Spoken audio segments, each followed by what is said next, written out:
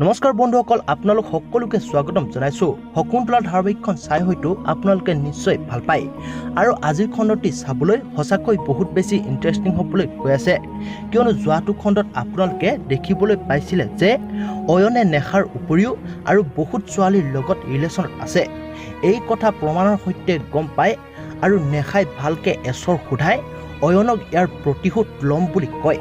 আৰু আজিৰ খণ্ডটিত দেখিবলৈ পাব যে নেহাই অয়নক প্ৰতিশোধ ল'বলৈ অয়নৰ শত্ৰু আকাশে কাম কৰা কোম্পানীটোৰ অ'নাৰ উদয়নক অয়ন আৰু বিনোদন দত্তই যে আকাশে পোৱা এৱাৰ্ডটোৰ বাবে আকাশক মাৰ্ডাৰ কৰিবলৈ কিলাৰ লগত যোগাযোগ যে হৈ গৈছে এইটো খবৰ দিব আৰু উদয়নে শকুন্তলাক ফোন কৰি আকাশক ঘৰৰ পৰা ওলাই যাবলৈ নিদিবলৈ ক'ব।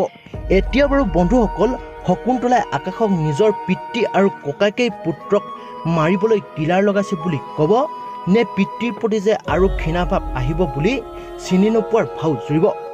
আৰু ইফালে অয়নে কিলাৰক সোনকালে প্ৰপাৰলি আকাশক মৰাৰ প্লেনটো সম্পূৰ্ণ কৰিবলৈ এডভান্স টকা দিব।